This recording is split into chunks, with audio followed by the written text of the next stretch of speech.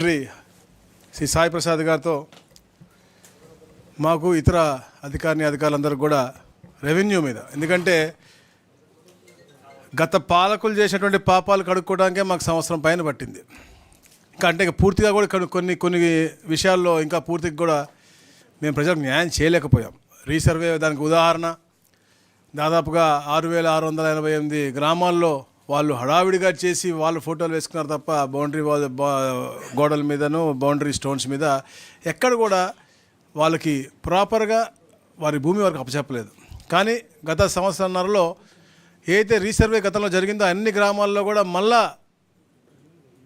గ్రామ సభలు పెట్టి ఎక్కడైతే ఇబ్బందులు ఉన్నాయో వాళ్ళందరికీ కూడా నోటీసులు ఇచ్చి వారు అందుబాటులో లేకపోతే వాట్సాప్ కాల్ చేసి మరీ కూడా ఈ రోజున దాదాపుగా 7,600 గ్రామాల్లో రీసర్వే పూర్తి చేశాం. ఇవన్నీ కూడా పగడ్బందీగా ఎక్కడ ఎవరికి ఇబ్బంది ఉన్నా కూడా వారికి ఓపెన్ డొమైన్లో మేము అంటే మా అధికారులు ఉంటాం. అలాగే ఆన్లైన్లో కూడా కంప్లైంట్స్ తీసుకోవడం అన్నీ కూడా పరిష్కారం దిశగా ముందుకు వెళ్తూ ఉన్నాం.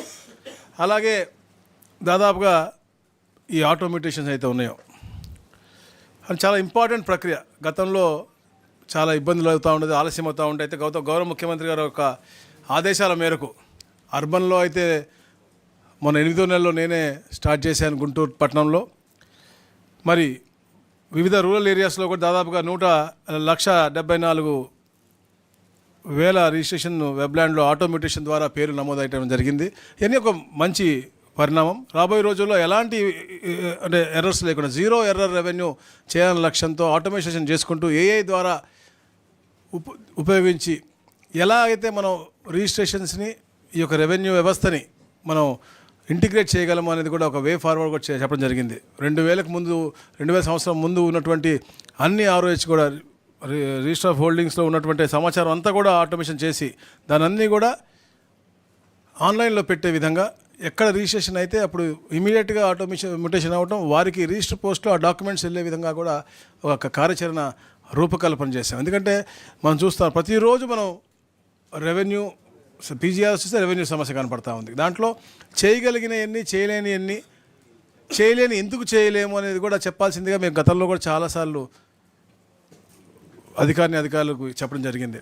అయితే ఈ రోజున గౌరవ ముఖ్యమంత్రి గారు ఏదైతే 26 జిల్లాలు ఇవాళ ఉన్నాయో 26 జిల్లాల్లో కూడా జేసీలని నూతనంగా ఎక్కడైతే లేరో అందరూ కూడా ఇమీడియట్గా వారం రోజుల్లో జేసీలని అందరినీ కూడా పెట్టి ఏదైతే జిల్లాలు పెరుగుతూ ఉన్నాయో అక్కడ కూడా అవసరం వచ్చినప్పుడు అక్కడ కూడా పెట్టి తప్పకుండా వారిని అంటే మెజారిటీగా కేవలం రెవెన్యూ సమస్యలు పరిష్కరించడం కోసమే వాళ్ళని వాడే విధంగా, అంటే జేసీ ఫీల్డ్లో ఉంటారు, మనకి అగ్రికల్చర్ కార్యక్రమాలు చేస్తారు, కానీ రెవెన్యూ విషయంలో ప్రత్యేకంగా ఈ జేసీలు పనిచేయాలని చెప్పేసి వాళ్ళకు కూడా టైం లైన్ పెట్టి 1 year డౌన్ ద లైన్ ఉన్న ప్రతి సమస్య కూడా పరిష్కారం చేసే దిశగా ఈ కార్యక్రమం చేయాలని చెప్పేసి కూడా చెప్పారు. మరి ముఖ్యంగా అయితే 22A మనం ఎక్కడ చూసినా కూడా వచ్చేది ఆ జాబితాని కూడా క్లారిఫై చేసి, ముఖ్యంగా మా దగ్గరికి వచ్చినటువంటి గతంలో అయితే PACSలో ఆక్షన్లో కొన్ని ఉన్నాయి, కోర్టులో ఆక్షన్లో కొన్ని ఉన్నాయి, అవన్నీ కూడా ఇమీడియట్గా క్లియర్ యాజ్ పర్ అంటే 99 ముందు దాన్ని PACSలో అసైన్ భూములు మనం లోన్కి పెట్టుకునే అవకాశం ఉండేది. దాని తర్వాత ఏ అయితే 99 ముందు పెట్టారో అవి డబ్బులు కట్టకపోతే ఆక్షన్ పెట్టేవాళ్ళు. అవన్నీ కూడా 22Aలో పెట్టి చాలామంది రైతులు ఇబ్బంది పడి మా ఆఫీసు తిరుగుతూ ఉన్నారు. అవన్నీ వెంటనే 22A నుంచి తీసేయాలని చెప్పేసి, ఎందుకంటే వాళ్ళు కొనుక్కుంది గవర్నమెంట్ ఆక్షన్లో కాబట్టి వాళ్ళకి ఇబ్బంది జరగకూడదనే లక్ష్యంతో ఇలాంటి ఒక పాజిటివ్ డెసిషన్స్ చాలా కూడా ఈరోజు తీసుకోవడం జరిగింది. ఫ్రీ హోల్డ్ మీద కూడా చాలాసేపు డిస్కషన్ జరిగింది. ఏదైతే సోదరులు అడిగారో అది కూడా, అంటే దాంట్లో మన దాదాపుగా ఈ రోజు వరకు ఏ గవర్నమెంట్ ఇచ్చినా కూడా 36 లక్షల ఎకరాలు ఫ్రీ మనకి అసైన్మెంట్ చేసేటువంటి ఉంది. కానీ ఈ రోజున మనకి లెక్క తేలుతుంది 11 లక్షలే. సో ఈ 11 లక్షల్లో వివిధ రకాలుగా లీగల్గా జరిగినవన్నీ ఎన్ని చేయాలి ఇవన్నీ కూడా రేపు 11వ తారీఖు మాకు జియో ఏముంది, దాని తర్వాత పూర్తి నివేదిక ఇస్తే 1-2 నెలల్లో ఫ్రీ హోల్డ్ గురించి కూడా తప్పకుండా ఒక సొల్యూషన్ తీసుకొద్దామని చెప్పేసి కూడా, అంటే ఎన్ని నేను చెప్తాను ఎందుకు ఉన్నా అంటే గతంలో చేసిన హడావిడి వాళ్ళు దోచుకుందామని గత పాలకులు చేసిన పాపాలు ఈ రోజుకి ఒక కొలికి వస్తూ ఉన్నాయి. పేదవాళ్ళకి ఎక్కడ కూడా ఇబ్బంది లేకుండా వారి భూ హక్కు వారికి కల్పించే విధంగా ఏ కార్యక్రమం చేసినా రీసర్వే అవ్వచ్చు, రెవెన్యూ సిస్టమ్ అవ్వచ్చు, 22A అవ్వచ్చు, అలాగే ఇనామ్ డైటీ ల్యాండ్స్ కూడా అవ్వచ్చు. ఇనామ్ డైటీ ల్యాండ్స్లో కూడా మనం ఎలా చేస్తే, ఎందుకంటే గతంలో 2019లో ఒక ఆర్డినెన్స్ ఇచ్చారు, అది నిర్వీర్యం అయిపోయిన తర్వాత గవర్నమెంట్ వచ్చిన తర్వాత దాని మీద కూడా అధ్యయనం చేసి మా స్పెషల్ చీఫ్ సెక్రటరీ గారిని తీసుకుని రమ్మని చెప్పారు. అది కూడా ఎట్లా చేస్తే this a process in the government. So అన్ని కొన్ని యాక్ట్లు మార్చాల్సినవి ఉంటాయి. ఇవన్నీ ఎలా చేస్తే పేదలకి మంచి జరుగుతుందని చెప్పేసి వే ఫార్వర్డ్ కూడా తీసుకురావడం జరిగింది.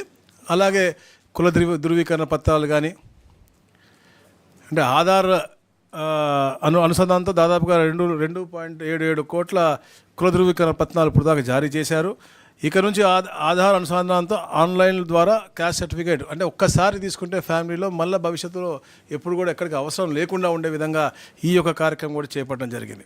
ఇట్లా ఏదైతే 86% మేర మన పీజీఆర్స్ వచ్చినాయన్నీ కూడా పరిష్కారం చేస్తూ ఉన్నామో, మిగతా 14% ఏదైతే గట్టిగా మాట్లాడేది ఆ 14% కాబట్టి వాళ్ళకు కూడా సమస్యలు కూడా పూర్తిగా పరిష్కరించి ఎక్కడ కూడా భూమి వివాదం ఉండకూడదు, భూ వివాద రహిత రాష్ట్రంగా చేయాలి అని చెప్పేసి కూడా గౌరవ ముఖ్యమంత్రి గారు మాకు చెప్పడం జరిగింది.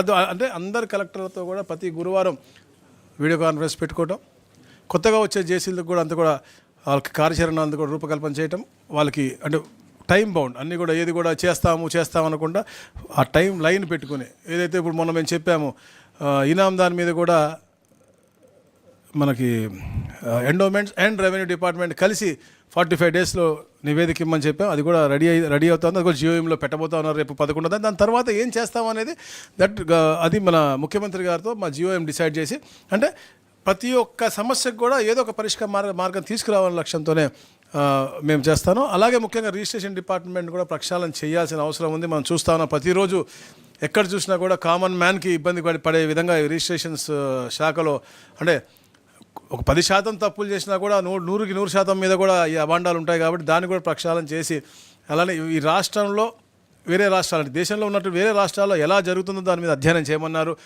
ఎలాగైతే పాస్పోర్ట్ కేంద్రాలు ఉంటాయో అలాగే మనం రిజిస్ట్రేషన్కి సేవా కేంద్రాలు పెడితే ఎలా ఉంటుంది అనేది దాని మీద కూడా డిస్కషన్ జరగడం జరిగింది.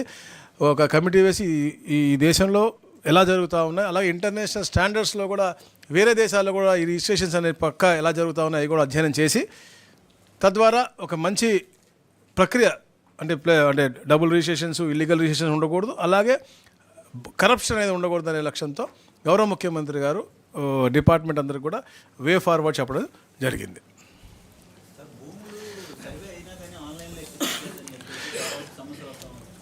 అది కూడా మేము అంటే ప్రిలిమినరీ ఇప్పుడు రీసర్వే అనేది ప్రిలిమినరీ నుంచి ఫైనల్ నోటిఫికేషన్కి 180 డేస్ పడుతుంది. అంటే 6 నెలల సమయం పడుతుంది. 6 నెలల సమయంలో వచ్చే బాధ చేంజ్ మేనేజ్మెంట్ ప్రాబ్లమ్స్ తప్ప ఏది కూడా పర్మనెంట్ ప్రాబ్లం కాదు. దాంతోపాటు మరి ముఖ్యంగా జాయింట్ ఎల్పిఎమ్స్ మేము పదే చెప్తా ఉన్నాం. జాయింట్ ఎల్పిఎమ్స్ని మేము ఫ్రీగా 500 రూపాయలు ఏదో ఫీజు ఉందో అది కూడా తీసుకోవద్దని చేసి క్యాబినెట్లో మేము తెచ్చి మరీ మేము ఫ్రీగా జియో ఇచ్చాం. అయినప్పటికీ కూడా చాలామంది మన పేరు మీద ఉంది కదా, మా తమ్ముడి పేరు మీద ఉంది కదా అని వదిలేయటం, లేకపోతే బయట దేశాల్లో ఉంటాం వాళ్ళు వెళ్ళటము వల్ల అమ్ముకోవాల్సి వచ్చినప్పుడు ఆ ప్రక్రియ నిలబడుతుంది. ఎందుకంటే వెబ్లాండ్లో పోర్ట్ అవ్వడానికి 15 రోజులు, మిగతా అంటే అప్పుడు సర్వేయర్ పోవాలా, ఎంఆర్ఓ పోవాలా, సర్వే చేసి ఆ రిపోర్ట్ జేసీకి ఇస్తే జేసీ వెబ్లాండ్లో చేయాలి. అంటే దానికి నిలబడుతుంది. ఆ నెల రోజులు అవుతున్నారు కాబట్టి వాళ్ళకి ఇది ఉందన్నమాట. అగ్గిలి కానీ ఇది కానీ ఏదో అయిపోయింది, ఆ భూమి ఎక్కడ పోయిందని ఎక్కడే ఏం పోలేదు. కాకపోతే ఆ ప్రక్రియ మేము ఫ్రీగా పెట్టినా కూడా చేసుకోవట్లేదు. వాళ్ళు 2 లక్షల జాయింట్ ఎల్పిఎమ్స్ ఉన్నాయి. వీఆర్ బీన్ టెల్లింగ్ ఎవ్రీవన్, మీ జాయింట్ ఎల్పిఎమ్స్ని మీరు విడగొట్టుకోండి, తీసుకోండి, దాన్ని ఎవరి పేరు మీద వాళ్ళు తెచ్చుకొని చెప్తా ఉన్నాం, అయినా కూడా చేసుకోవట్లేదు. అమ్మటానికి వచ్చిన ప్రాబ్లం మీరు చెప్పింది, అది కూడా మేము మళ్ళీ ఒక డెడ్ లైన్ ఇస్తాం ఈసారి మాత్రం వాళ్ళు చేసుకోకపోతే ఇది పెనాల్టీ వేసే విధంగా కూడా తప్పకుండా మేము పెడతాం.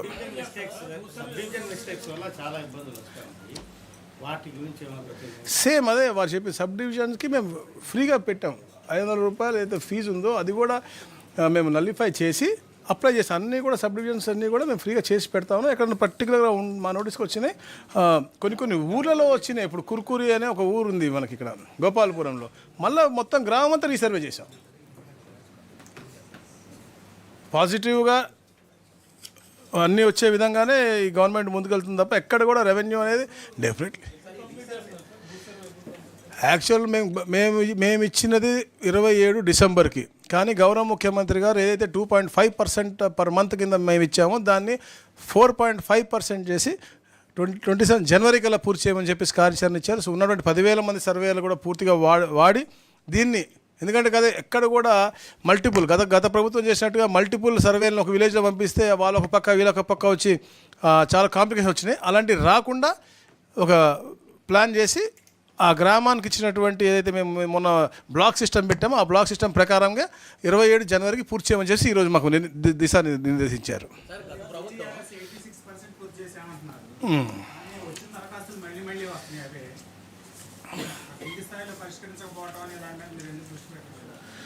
డెఫినెట్గా అందుకనే ఇప్పుడు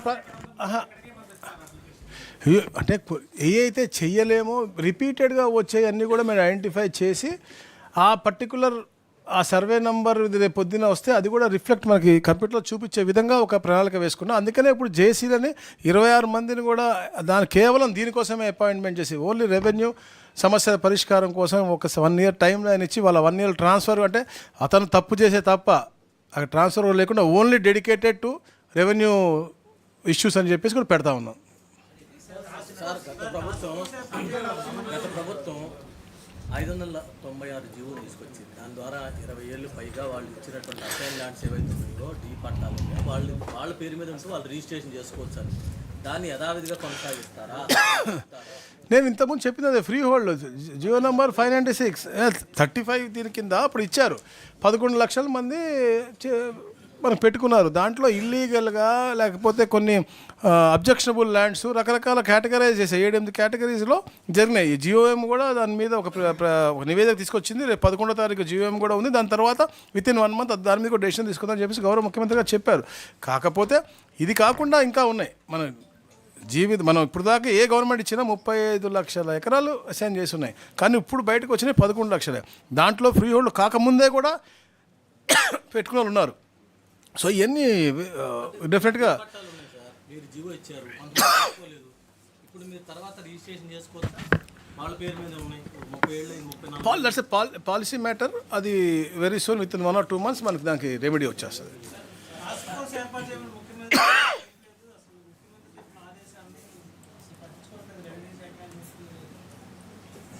దేని మీద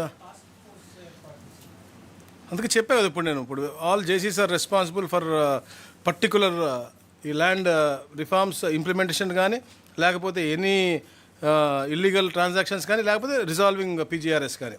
అలాగే ఒక పోర్టల్ పెట్టుకుని గౌరవ ప్రిన్సిపల్ సెక్రటరీ గారు, చీఫ్ సెక్రటరీ గారు, మినిస్టర్గా నేను, అలాగే సీఎం గారు మాకు యాక్సెస్ పెట్టుకుని ఎవ్రీ డే ఈ హైరార్కీలో ఎక్కడ ఎవరు ఏ వెబ్ ల్యాండ్లో ఎక్కడ మార్పు జరిగినా కూడా అక్కడ ఆన్లైన్లో తెలిసే విధంగా, ఇప్పుడు కానీ కాదు రాబోయే 100 సంవత్సరాలకు కూడా ఎక్కడ మార్పు జరిగినా కూడా అది మనకి రిఫ్లెక్ట్ అయ్యే విధంగా ఈ యొక్క కార్యక్రమం చేపడతా ఉన్నాం. పాస్బుక్లు కూడా చాలా క్లియర్గా మేము మాట్లాడాం. పాస్బుక్లు ఎక్కడ ప్రాబ్లం వచ్చిందంటే, సరే గతంలో జగన్ గారి ఫోటోలు ఉన్నట్టన్నీ కూడా అన్నీ వచ్చేసి ఉన్నాయి. అవన్నీ కూడా ఫ్రీగా మేము ఇచ్చేస్తూ ఉన్నాం. కొత్తగా ఈ రిజిస్ట్రేషన్ అయినవి గతంలో టెండర్ చేసినప్పుడు ఎక్కువ భారం పడకూడదనేసి మనం ఒక కంపెనీకి ఇచ్చాం. వాళ్ళది ఏంటంటే 5000 పాస్బుక్స్ ఒకసారి రెడీ అయ్యేదాకా ప్రింట్ చేయట్లేదు. దాని మూలంగా ప్రాబ్లం వచ్చింది. గౌరవ ముఖ్యమంత్రి గారు చాలా క్లియర్గా చెప్పారు, ఇవాళ నుంచి అట్లా పెట్టుకుని టైం బాండ్ పెట్టుకుని ఎవరిది వస్తే ఇన్స్టెంట్గా ప్రింట్ అయ్యి వచ్చే విధంగా వాళ్ళకి రిజిస్టర్ పోస్ట్ చేసే విధంగా రమ్మన్నారు. Will negotiate with the printers. అది కొద్దిగా టెండరింగ్ ప్రాసెస్లో తప్పు జరిగింది. ఆ నెగోషియేషన్లో 5000 అయ్యేదాకా అతను ప్రింట్ చేయట్లేదు. 5000 అవ్వడానికి కొంచెం సమయం పడుతుంది కాబట్టి అతనికి రావడానికి రిజిస్టర్ పోస్ట్ చేయడానికి టైం పడుతూ ఉంది. సో అది అంటే ఇన్స్టెంట్గా అయ్యే విధంగా ఇవాళ గైడ్లైన్స్ ఇచ్చారు గౌరవ ముఖ్యమంత్రి గారు. రాబోయే రోజుల్లో పాస్బుక్ అనేది డిలే లేని విధంగా మేము ప్రాసెస్ చేస్తాం. భూదాన బోర్డు భూములకు సంబంధించి చాలా వరకు కబ్జా ఉన్నాయి. అవి రెవెన్యూ అధికారులు ఏమి పట్టించుకోవడం లేదు. దాని విషయంగా ఏమన్నా దృష్టి పెట్టే అన్ని ఇష్యూస్ కూడా మేము ఇప్పుడు డాటెడ్ ల్యాండ్స్ అవ్వచ్చు, మనకి భూదానం అవ్వచ్చు, ఈ ఎస్టేట్ ల్యాండ్స్ అవ్వచ్చు, వీటన్నిటి మీద కూడా ఒక పాలసీ మ్యాటర్ తీసుకోవాలని చెప్పేసి మేము జియోఎం పెట్టింది. దాని మీద మేము కేస్ బై కేసు ఇప్పుడు ఫ్రీ హోల్డ్ ప్లస్ ఇనామ్ రైటీ ముందుగా తీసుకుంటాను. అలాగే బంజరు భూములని మీకు అనంతపూర్ సైడ్ ఉన్నాయి, దాని మీద కూడా డెసిషన్ తీసుకోబోతా ఉన్నాం. మీకు అట్లా ఎట్లయితే పర్టికులర్ ఉన్నాయో అన్నీ కూడా మేము రిజాల్వ్ చేసి మీకు అందరికి కూడా ఒక క్లారిటీ వే ఫార్వర్డ్ ఇస్తాం. ల్యాండ్స్ ఇప్పుడు హార్ట్ ఆఫ్ ది సిటీస్లో వచ్చినాయి సార్, కోట్ల రూపాయల విలువ కలుపుతుంది. ఫర్ ఎగ్జాంపుల్ కడప సిటీలో హార్ట్ ఆఫ్ ది సిటీ, అవి కబ్జాలు బోర్డులు పెట్టేసుకున్నారు, this place belongs to so and so. అన్ని ల్యాండ్లకు కూడా ఇప్పుడు మీరు చెప్పినట్టుగా సడన్ రైజ్ వచ్చింది. Andhra Pradesh is rising and everybody is looking at Andhra Pradesh. అన్ని రేట్లు బాగా పెరిగిపోయినాయి కాబట్టి ఈ యొక్క ప్రాబ్లము డిమాండ్ కూడా పెరిగిపోతా ఉంది. ఏపీఐసి ల్యాండ్స్ అవ్వచ్చు, మీరు చెప్పినట్టుగా భూదాన్ ల్యాండ్స్ అవ్వచ్చు, ఇవన్నీ అవ్వచ్చు. ఎవరైతే హక్కుదారులు ఉన్నారో వాళ్ళకే వస్తాయి తప్ప ఎక్కడ కూడా అన్యాక్రాంతం అయ్యి రౌడీలకు కానీ కబ్జాకోర్లకు కానీ ఎట్టి పరిస్థితుల్లో వెళ్ళకూడదని లక్ష్యంతో చెప్పారు. మరీ ముఖ్యంగా హౌసింగ్ సైట్స్ ఏదైతే ఉన్నాయో, గతంలో 30 సంవత్సరాల ముందు 40 సంవత్సరాల ముందు ఇచ్చినటువంటి హౌసింగ్ సైట్స్ ఏదైతే ఉన్నాయో అవన్నీ కూడా 20 నుంచి ఇమీడియట్గా తీసేసేయాలని చెప్పేసి కూడా గౌరవ ముఖ్యమంత్రి గారు చెప్పారు. అలాగే గత పాలకులు ఏదైతే నిర్వాసిత యోగ్యం లేనటువంటి ప్రాంతాల్లో ఇచ్చారో వాళ్ళకి పేర్లు అక్కడ ఉండబట్టి కొత్తగా అప్లై చేయలేకపోతా ఉన్నారు. కాబట్టి దాన్ని ఎలా అక్కడ డిలీట్ చేసి నూతనంగా వాళ్ళు మళ్ళీ అప్లై చేసుకోగలరు, అది కూడా ఇమీడియట్గా చేయమని చెప్పేసి కూడా వారు ఈరోజు ఆదేశించడం జరిగింది. ఇట్లా అన్ని రంగాల్లో కూడా పేదలకు మాత్రం మంచి జరగాల, ఈ 22A మూలంగా ఇబ్బంది జరగకూడదనే లక్ష్యంతో ఈరోజు మెయిన్గా మీటింగ్ జరగడం జరిగింది.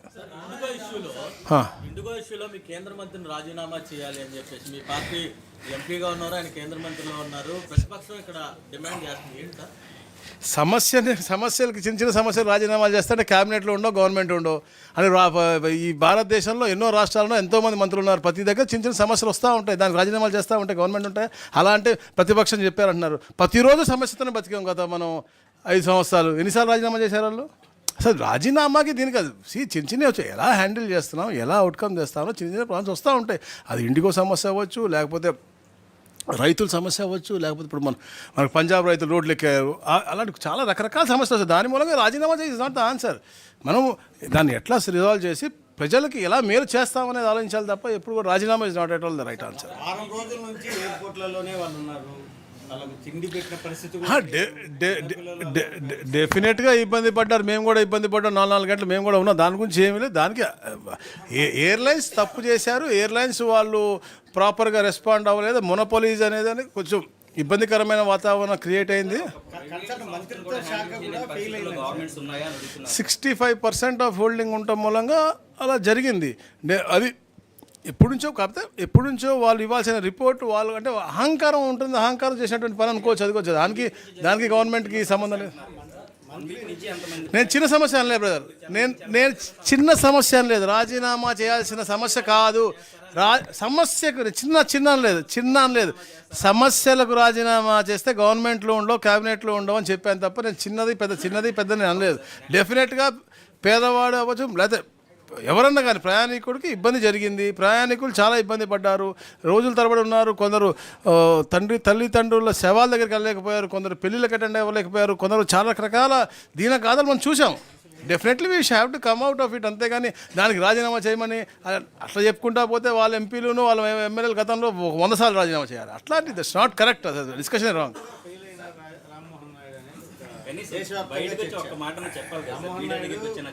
ఒక మంత్రి కంప్లీట్గా ఫెయిల్ అయిపోయాడు తన శాఖ నిర్వర్తించడంలో. తెలుగుదేశం పార్టీకి వచ్చినటువంటి అద్భుతమైనటువంటి ఆపర్చునిటీని ఆయన వేస్ట్ చేశాడు. హీఈస్ ఎ డైనమిక్ లీడర్, అతను మంచి లీడరు. ఇంగ్లీష్ మాట్లాడితే డైనమిక్ లీడరా, తెలుగు మంచిగా మాట్లాడితే ఇప్పుడు ఏమైనా ఇబ్బంది వెళ్తే అక్కడికి వెళ్ళి స్పాట్లోనే అన్ని చేస్తేనే డైనమిక్ లీడర్ అవ్వరు. ఎక్కడున్నా దాన్ని పర్యవేక్షించుకుని దానికి కావాల్సిన సమస్యని అంటే ఎలా జరిగింది, దానికి ఎలా పరిష్కార మార్గం చూపించాలి అని చెప్పి చూపించేవాడు నాయకుడు అవుతాడు. అతను అధికారులతో మాట్లాడి అతను దాన్ని పరిష్కరించడానికి ప్రయత్నం చేస్తూ ఉంటాడు కదా. పాప అతను వచ్చి ఒక ఎయిర్పోర్ట్లో కూర్చొని ఇక రండి, మీకు కూల్ డ్రింక్ ఇస్తాను, మీకు సమోసా ఇస్తాను అన్నాడు కదా. డెఫినెట్లీ ఎయిర్లైన్స్కి బాధ్యత ఉంది. ఎవరికైతే 4 గంటలు దాటితే వాళ్ళకి మీల్ ఇవ్వాలో, లేకపోతే 6 గంటలు దాటితే వాళ్ళకి సపరేట్ ఫ్లైట్ ఇవ్వాలో, రకరకాల నామ్స్ ఉన్నాయి. దాని ప్రకారం ఇంప్లిమెంట్ చేయాల్సిన బాధ్యత ఎయిర్లైన్స్కి ఉంది. అలాగే ఏదైతే రిఫండ్ ఉందో అది ఇవ్వాల్సిన బాధ్యత వాళ్ళకు ఉంది. దీన్ని పర్యవేక్షించాల్సిన బాధ్యత మంత్రిగా ఆయనకు ఉంది, డెఫినెట్గా ఉంది. అక్కడ ఒక ప్రైవేట్ ఎయిర్లైన్ తప్పు చేసింది కాబట్టి దాన్ని పర్యవేక్షించారు, వాళ్ళు తప్పకుండా శిక్షిస్తారు కూడా. దానికి కేంద్ర ప్రభుత్వం తీసుకున్న నిర్ణయం అంటే దీన్ని మానిటర్ చేయడంలో కేంద్రం ఫెయిల్ అయింది అనుకోండి, ఎలా చూడాలి? అంటే కొన్ని రూల్స్ ఫ్రేమ్ చేసినప్పుడు చెప్పే ఇంత చేంజ్ మేనేజ్మెంట్ అని. ఆ చేంజ్ మేనేజ్మెంట్లో వచ్చే ప్రాబ్లమ్స్ ఎంబీఏలో ఒక కోర్స్ ఉంటుంది. చేంజ్ ఇప్పుడు నువ్వు ఫ్లైఓవర్ కడతా ఉంటావు, ఆ ఫ్లైఓవర్ కట్టేటప్పుడు ఎన్నో ఇబ్బందులు పడతావు, గంటల తరబడి పడుతుంది పోవడానికి, తిట్టుకుంటావు, కానీ కట్టిన తర్వాత 2 నిమిషాలు వెళ్ళిపోతావు. సో ఈ చేంజ్ మేనేజ్మెంట్ మీకు అంటే ఎవరికి ఎలాంటి హాని జరగకూడదు, ప్రయాణికులకు ఇబ్బంది జరగకూడదు, ఎలాంటి యాక్సిడెంట్స్ జరగకూడదు, పైలట్స్ కూడా ఇంత ఇంత ఇంత సమయం రెస్ట్ ఉండాలని చెప్పే లక్ష్యంతో ఒక రూల్ పెట్టారు. అది ఇంప్లిమెంటేషన్లో వాళ్ళకి అవగాహనలో దాన్ని November 1 అన్నప్పుడు ఈ నెల రోజుల్లో వాళ్ళ దగ్గర ఫీడ్బ్యాక్ తీసుకుని ఎలా చేస్తున్నారు అనేది తీసుకోవాల్సిన అవసరం సెక్రటరీలకు ఉంటుంది. ఆ సెక్రటరీలకి వాళ్ళకి ఏదో గ్యాప్ ఉండి ఇది జరిగినట్టుంది. నేను తప్పకుండా ఇదంటే సెంట్రల్ గవర్నమెంట్ ఇష్యూ, మన ఇష్యూ కాదు. అయినా మీరు అడిగారు, నేను తప్పకుండా నేను ప్రాపర్గా ఆన్సర్ ఇచ్చా.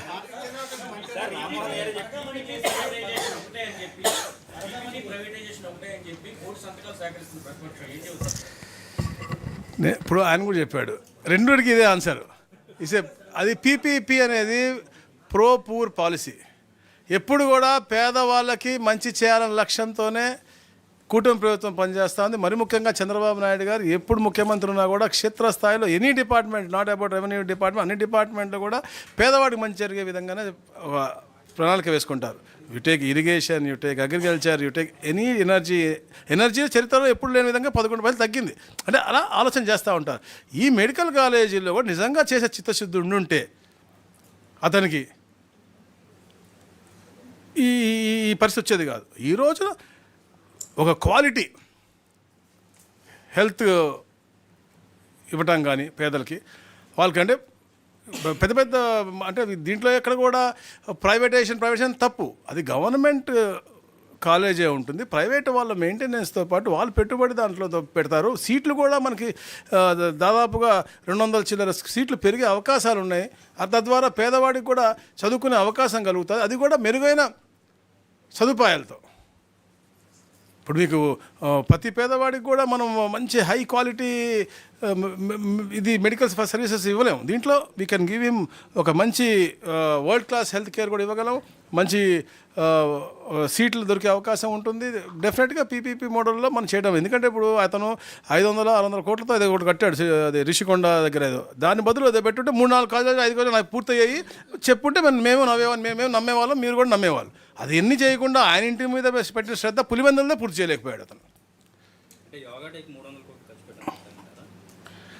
యోగా అతీతానికి అలా పెట్టుకుంటూ పోతే మీరు రాసుకుని ఉంటారు. ఇప్పుడు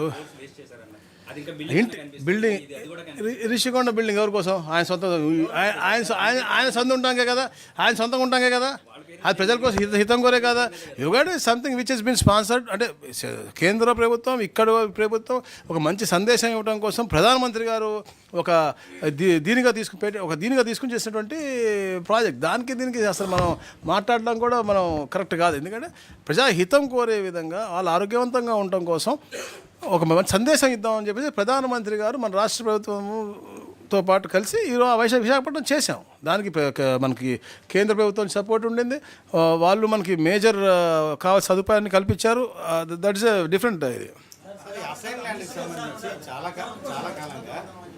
అన్నా అది అసలు దాని గురించి నేను మాట్లాడడం కూడా వేస్ట్. అది ఏడుకొండ స్వామి చూసుకుంటాడు. ఏడుకొండ స్వామితో పెట్టుకున్నాడు, ఎవడు బాగుపడింది లేదు. దాని గురించి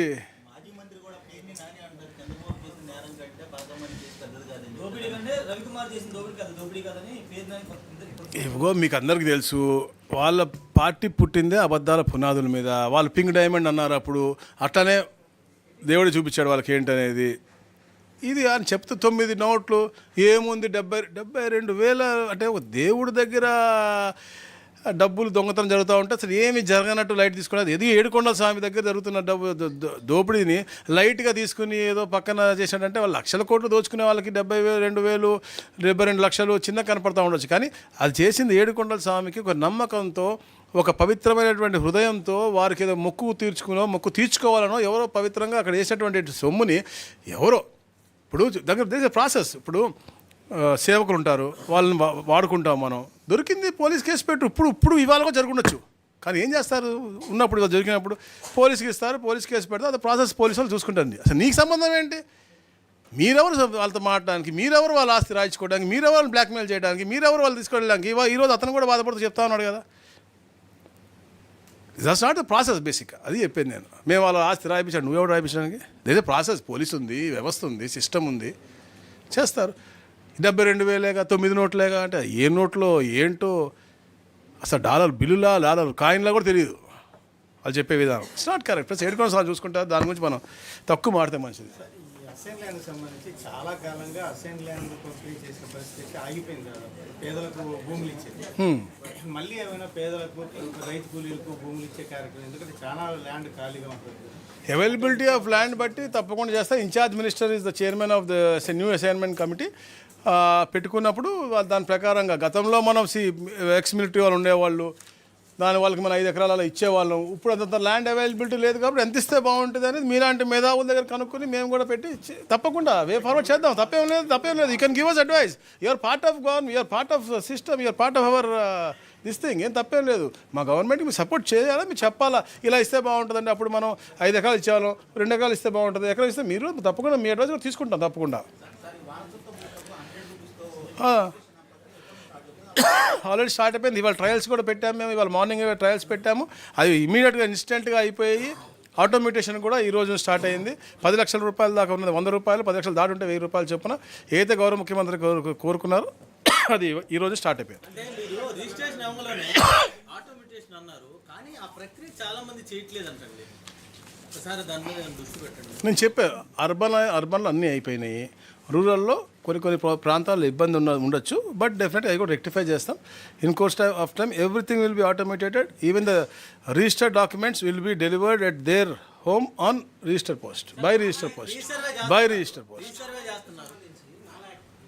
కొత్త జీవో వచ్చింది, కానీ పాత గతంలో మార్చిలో కట్టిన వాళ్ళు కూడా ఇప్పటికీ వాటికి ఎమ్యుటేషన్స్ చేయలేదు, తిప్పుకుంటూనే ఉన్నారు. ఇక్కడే ఇష్యూ వస్తుంది సార్ గ్రౌండ్లో. నాలాకి ఇమిటేషన్కి సంబంధం నాకు కదా. నాలాకి సంబంధించి కొత్తగా ఇప్పుడు municipal MAUD and Panchayati Raj integrate చేశాము. అక్కడ ఉన్నటువంటి పరిస్థితి బట్టి వాళ్ళిద్దరూ రెవెన్యూని ఇంటిగ్రేట్ చేసిన తర్వాత అక్కడ దాంట్లో ఏదన్నా మనకి వాగు వంక అలాంటివి ఏమైనా వస్తే తప్ప ఇంకా దేనికి కూడా ఏ డిపార్ట్మెంట్ అడ్డుపడదు. ఆటోమేటిక్గా వాళ్ళు కట్టాల్సిన డెవలప్మెంట్ ఫీజు కడితే they can build what ever they want. Conversion గురించి మ్యూటేషన్ కన్వర్షన్ అది చెప్పండి మీరు. అదే అంటున్నా, కన్వర్షన్ ప్రాసెస్ అవసరమే లేదు. దట్ మనీ ఆటోమేటిక్ అంటే మేము కట్ ఆఫ్ డేట్ ఇచ్చాము. ఆ డేట్ వరకు అయితే కన్వర్షన్కి అది యాక్సెప్ట్ చేస్తారు. దాటితే అని ఉంది. ఏమైనా 1-2 కేసులు నాకు ఇవ్వండి మీరు పర్సనల్గా, నేను ఇమీడియట్గా ఇప్పుడే మాట్లాడి రిజాల్వ్ చేస్తాను. ఎక్కడా ప్రాబ్లం లేదు. ఇవాళ మార్నింగ్ స్టార్ట్ అయినాయండి. ఇవాళ లేదండి. సక్సెస్ అంటే ఎన్నో లీగల్ హ్యాసిల్స్ పోతూ ఉంటాయి. ఏమవుతూ ఉంటాయంటే ఇప్పుడు మనకి మన సక్సెన్స్ మనం తెచ్చుకోవాలి, సర్టిఫికేట్ తెచ్చుకుంటాము. అది మీ ఇంట్లో అన్నదమ్ములు నలుగురు ఉంటారు, సరే మా అన్నదమ్ములే కదా అని వాళ్ళు వదిలేస్తారు. కానీ గొడవలంతా వచ్చేది పంచాయతీ ఇంట్లోనే. మన ఇంట్లో బాగుండి మా చుట్టుపక్కలతో బాగుంటే మనకు అసలు ఏ రెవెన్యూ సమస్య ఉండదు. మన ప్రాబ్లం మన నేబర్హుడ్తోనూ మన బంధుమిత్రులతోనే. సో వాళ్ళతో కూడా క్లారిటీగా తక్కువ అంటే డబ్బులు ఎక్కువ ఫుల్ కట్టమంటే పేదవాడు కట్టడు. అదే 100 రూపాయలది 10 లక్షల రూపాయలు అవుతుంది అంటే అతను రిజిస్టర్ చేసుకోడు. ఎందుకు 10 లక్షలు వృధా అని. అందుకనే కుటుంబంలో ఎవరైనా చనిపోయినా వాళ్ళ హక్కుదారులకి పంపిణీ చేయాలి అంటే 100 రూపాయలతోనే అయిపోయే విధంగా రాబోయే రోజుల్లో ఎలాంటి సమస్యలు కుటుంబంలో తలెత్తకూడదని చెప్పేసి ఇది ఒక ప్రక్రియ తీసుకొచ్చారు అనమాట. ఎట్లయితే రీసర్వే చేస్తానో పక్కనోడు ఎందుకు పిలుస్తున్నా, పక్కనోడు మన హెల్తీ ఉంటే మనకి రోజు చేసుకునే పని వాతావరణం బాగుంటుంది కాబట్టి. సో కంపల్సరీగా పక్కన వాళ్ళని పిలుస్తాను. అలా నేబర్హుడ్ బాగుండాలి, కుటుంబం బాగుండాలి లక్ష్యంతోనే ఇవన్నీ కార్యక్రమాలు చేస్తాం. మనం గెజెట్ ఇచ్చాము. 25 డిసెంబర్ దాకా టైం ఉంది. దాని తర్వాత అబ్జెక్షన్స్ వస్తాయి, కాల్ ఫర్ చేస్తారు. తప్పకుండా ఏమైనా అబ్జెక్షన్స్ ఉంటే దాని మీద అధ్యయనం చేసి by January 31st will close the new districts అండి. వాటర్ జాబితా ప్రారంభమైతే చేయడానికి లేదు కదా. January 31st చెప్పాక అందుకే నేను మీకు అదే సారీ December 31st మీకు వస్తాయి. సారీ.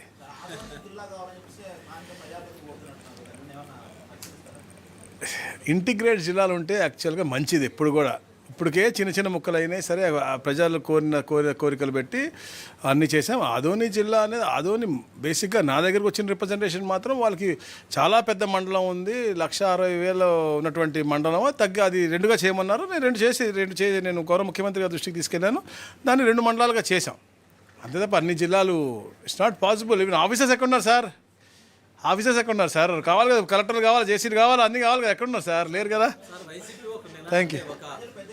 దీన్ని ఏమంటుందంటే మేము లోక్సభ నియోజకవర్గాల పరిధిలో కొత్త జిల్లాలు ఏర్పాటు చేసాం, కానీ టీడీపీ దానికి విరుద్ధంగా చేస్తుంది అనేటువంటిది ఒక కామెంట్ చేస్తుంది. ఎక్కడెక్కడ బ్రదర్, ఎక్కడ చేశారు ఇప్పుడు? లోక్సభ నియోజకవర్గం ఒక డిస్ట్రిక్ట్ గా చేసాము, ఎక్కడ చేశారు? మీరు అలా చేయట్లేదు అనేది వాడు. బాపట్ల, సంతనోదలపాడు ఎక్కడుంది? ఎక్కడుంది? వాళ్ళు చేసినాయి కదా ఇవన్నీ కూడా, మేము కాదుగా చేసింది. వాళ్ళు చేసిన దాన్ని పరిపాలన సౌలభ్యం ఎలా ఉంటుంది, బాగుంటుంది అనేది మేము దాన్ని అధ్యయనం చేసి మేము చేసాం. వాళ్ళు అసలు ఆదరాబాదరా వాళ్ళు చేశారు. ఎలా అలా లెక్కేసుకుంటే మనకు అసలు ఉండేది కావు కదా, పార్లమెంట్ పరంగా లేవు కదా. You're wrong. రేపు మార్నింగ్ 10:30 to 1:30 హెచ్ఓడిస్ మీటింగ్ ఉంది. 17, 18 కలెక్టర్ కాన్ఫరెన్స్ ఉంది. తప్పకుండా అందరూ కూడా రావాల్సిందిగా. Thank you.